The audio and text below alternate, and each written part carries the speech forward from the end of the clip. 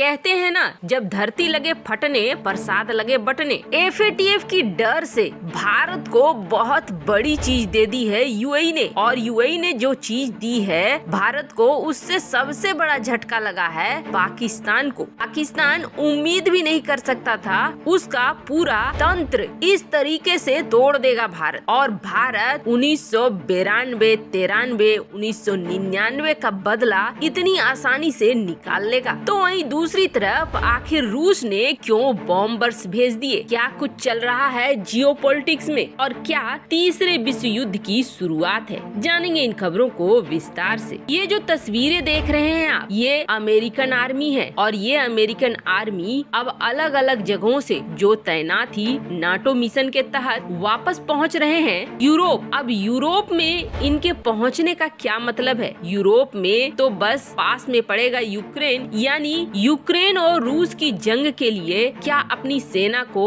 America और NATO के देश तैनात कर रहे हैं। माहौल कुछ इसी तरह का लग रहा है। हालांकि जंग को टालने के लिए फ्रांस के साथ साथ अब जर्मनी के भी नेता जा रहे हैं रूस, और किसी भी तरीके से इस जंग को रोकना चाहते हैं। लेकिन अमेरिकी विशेषज्ञों को माने तो रूस ने क्या किया है, यूक्रेन को कब्जाने के लिए जितना सेना की जरूरत है उसमें से 70% की तैनाती पहले ही कर दी है। मतलब 30% सैनिकों की रूस तैनाती और करेगा, और कुछ ही घंटों में यूक्रेन उसके हाथ में आ जाएगा। रूस पर प्रतिबंधों की धमकी और कार्रवाई का कोई असर होता हुआ दिख नहीं रहा है। कूटनीतिक रूप से फ्रांस और जर्मनी इस दिशा में आगे बढ़ रहे हैं ताकि किसी तरीके से इसे रोका जाए, लेकिन हालात उस तरीके के दिख नहीं रहे हैं। ये जो इलाका देख रहे हैं बेलारूस का इलाका, बेलारूस इस वक्त सहयोगी बना हुआ है रूस का। रूस ने तीनों तरफ से घेरा हुआ है यूक्रेन को, और बेलारूस ने तो खुल्लम खुल्ला कह दिया है कि अगर युद्ध होता है तो इस युद्ध में बेलारूस रूस की पूरी सहायता करेगा। बेलारूस को माना भी जाता है कि बहुत जल्द आप देखेंगे बेलारूस रूस में विलय कर गया है। अब ऐसे दौर में बेलारूस काफी नजदीक पड़ता है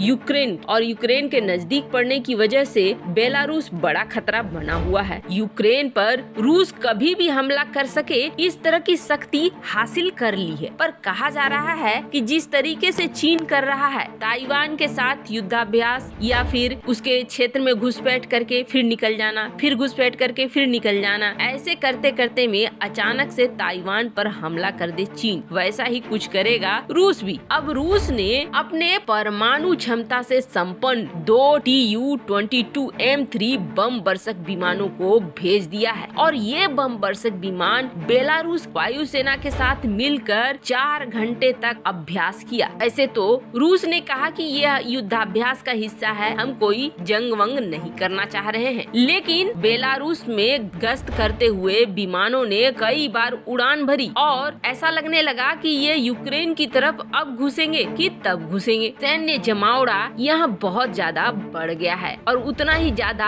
आक्रामक हो गया है रूस। अब बेलारूस में जिस तरीके से सैनिकों का जमावड़ा हो रहा है वो यूक्रेन के लिए सबसे बड़ा खतरा बन रहा है, क्योंकि यूक्रेन की राजधानी बेलारूस की सीमा से सिर्फ 75 किलोमीटर दूर है। अब आप इससे अंदाजा लगा सकते हैं कि कितने खतरे में है यूक्रेन। वहीं इन सब के बीच भारत के लिए एक बड़ी खुशखबरी निकल कर सामने आई है। कहते हैं ना, अब आया ऊंट पहाड़ के नीचे, और ऊंट पहाड़ के नीचे अब आ चुका है। 1990 का वो दौर अब नहीं रह गया है, और भारत वो भी नहीं रह गया है जो 1990 के दौर में था, जहाँ पर पड़ोसी भारत के अंदर इतनी पकड़ बना चुका था कि यहाँ पर कभी भी धमाकों की गूंज सुनाई देने लगती थी। 1990 का दौर अगर उठाएंगे आप तो किस तरीके से लगातार धमाके हुए। मुंबई का धमाका तो और भी ज्यादा भयानक था, उसे कौन भूल सकता है। वो साल था जब एक साथ 12 हुए, और इसमें करीब 1400 लोग निशाने पर आ गए थे। भारत में वो दौर ऐसा था, तब लगता था कि घर से निकलेंगे तो वापस सुरक्षित लौट के आएंगे कि इसका कोई गारंटी नहीं है। वो समय था, और वो समय इसलिए था क्योंकि भारत में एक काफी पकड़ बना लिया था, एक तंत्र फैल गया था, दाऊद का तंत्र और पाकिस्तान का वो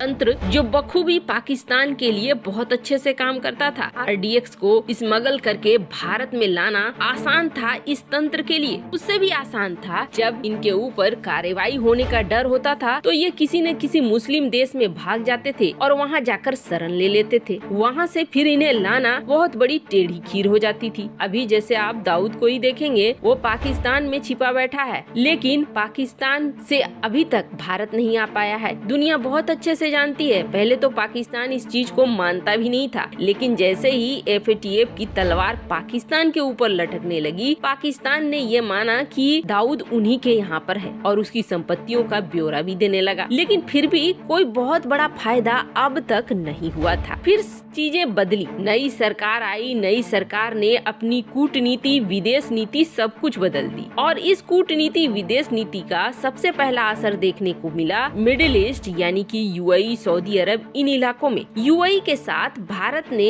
एक एग्रीमेंट साइन किया, एक पैक्ट साइन किया और ये पैक्ट किस चीज पर था कि काउंटर टेरर फंडिंग यानी आतंक के लिए जो पैसे लगते हैं उस पर, मनी लॉन्ड्रिंग पर। और यूएई और भारत के बीच एक विश्वास जगा, फिर भी ये विश्वास बहुत ज्यादा काम नहीं आ रहा था। अब हाल के दिनों में एफएटीएफ की नजर पड़ गई है यूएई के ऊपर और जैसे ही एफएटीएफ की नजर यूएई के ऊपर पड़ी है, यूएई हड़बड़ा सा गया है और यूएई को चाहिए भारत की मदद। एफएटीएफ की ग्रे लिस्ट से बचना है तो भारत मदद कर सकता है, क्योंकि आपको बता दें एफएटीएफ की वोटिंग मेंबर में भारत भी एक सदस्य है। वैसे यूएई के साथ ये है कि यूएई एफएटीएफ की लिस्ट में इसलिए आ रहा है क्योंकि ऐसा लग रहा है जैसे आतंक को नहीं बल्कि डायरेक्टली या इनडायरेक्टली किसी न किसी तरीके से यूएई का पैसा इन आतंकियों को जाता है। अब यूएई की बारी है कि यूएई एक्शन ले और एक्शन लेकर एफएटीएफ को बताए कि हम तो भैया निर्दोष हैं। अब इसकी शुरुआत कैसे हो? तो शुरुआत ऐसे हुई कि भारत को चाहिए था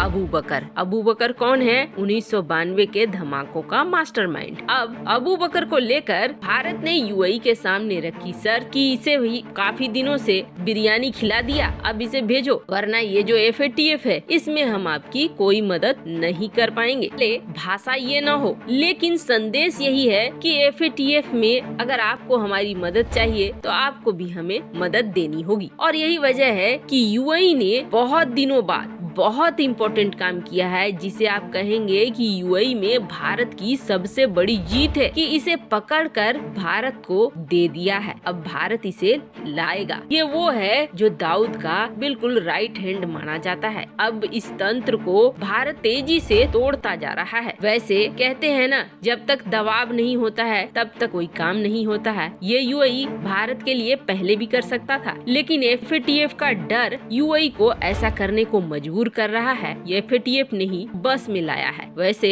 जिन जिन देशों पर एफएटीएफ का चाबुक पड़ता है, देखोगे आप तो वो देश घुटनों पर बहुत जल्दी आ जाते हैं। हालांकि एफएटीएफ ने अभी सिर्फ इशारा दिया है यूएई को, कोई एक्शन नहीं लिया है, फिर भी असर देखिए। वैसे आपको क्या लगता है, क्या ये एफएटीएफ की ग्रे लिस्ट का डर ही है जिसने यूएई को ये करने के लिए मजबूर किया? कमेंट कर अपनी राय जरूर बताएं। जल्द मिलते हैं अगले वीडियो में नई खबर के साथ।